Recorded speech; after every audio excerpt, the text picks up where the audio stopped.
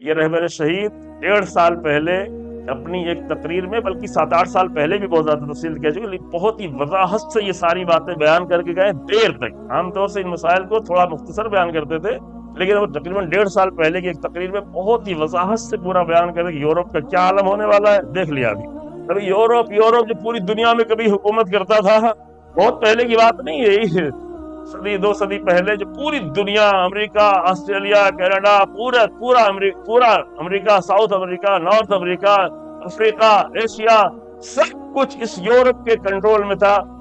کوئی یورپ سے پوچھنے ہی نہیں جا رہا ہے کہ دنیا کے مسائل میں تم بھی کچھ رکھتے ہو حیثیت، تمہاری بھی کوئی حیثیت، کچھ نہیں، کوئی حیثیت نہیں۔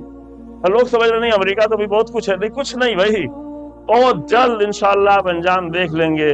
جو 3 سال بعد بنی امیہ کے یزید کا انجام ہوا تھا، انشاءاللہ بہت جلد وہ دیکھیں گے کہ آج کے یزیدوں کا انجام بھی شاید 3 سال بھی نہیں لگے۔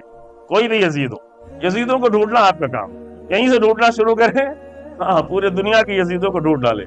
وہ اگر سر پہ آ کر گمچھے لگا کے اور اقالے باندھ کے اور اچھے اچھے کپڑے پہن کے آئے تو اس میں بھی ڈھونڈے ہیں کہ رسول اللہ کے حرم کے سائے میں، خادم الحرمین کے سائے میں کہیں کوئی یزید تو نہیں پل رہا ہے، ان یزیدوں کو ڈھونڈیں۔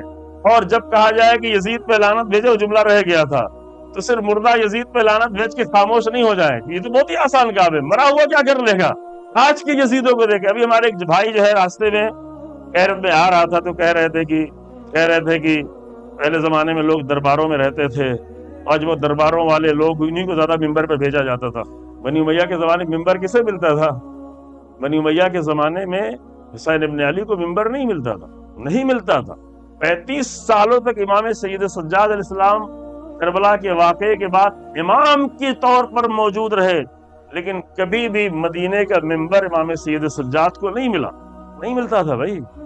ممبر ملنا تو دور کی بات ہے، ادھر کئی کونے میں مسجد میں بیٹھ کے درس نہیں دے سکتے تھے، حدیثیں نہیں بیان کر سکتے تھے، تو ممبر کسے ملتا تھا؟ ممبر اسے ملتا تھا جو درباروں کے چاپلوس ہوا کرتے تھے۔ درباروں کے چاپلوس ملا اور مولوی، ان کو ممبر ملا کرتا تھا۔ تو یہ نہ دیکھے کہ ممبر پر کوئی بھی آ گیا تو بس ممبر پہ آ گیا۔ ممبر، یہ ہمارا ممبر اتنا مقدس نہیں ہے جتنا رسول اللہ کا ممبر مقدس تھا، لیکن ممبر سے کوئی مقدس نہیں ہوتا ہے، ممبر پر آنے سے کوئی مقدس نہیں ہوتا ہے، ممبر پر کیا بیان کیا جائے اس سے کوئی مقدس ہوتا ہے۔ تو بہت ہی اچھی بات کہہ رہے تھے کہ بتائے لوگ، ہم نے دل میں سوچا کہ ہم تو یہ بات بتاتے ہی رہتے ہیں، چلے آج آپ کی طرف سے بتا دیتے ہیں آپ لوگوں مومنین کو کہ ہاں، ہر ممبر کو مقدس نہیں سمجھ لیا جائے، ہر بیان کو مقدس نہیں سمجھ لیا جائے۔ اب ہمیں بھی چیک کرتے رہیں، سب کو چیک کرتے رہیں، اصولوں پہ چیک کرتے رہیں، اور اصول کہیں سے نہیں لینا ہے۔ یہ سوال بار بار کرتے ہیں لوگ کہ کہاں سے ہم سمجھیں، ہم جوان ہیں، ہم تو مولوی نہیں ہیں، ہم تو قم و نجف میں نہیں پڑھے ہوئے ہیں، تو ہم کہاں سمجھیں؟ تو عزیزوں، ایک ذمہ داری رسول اللہ دے کے چلے گئے ہیں، صرف اسی کو پوری کر لیں، سارے مسائل حل ہو جائیں۔ کیا انی تارک فیکم الثقلین کتاب اللہ و عترتی۔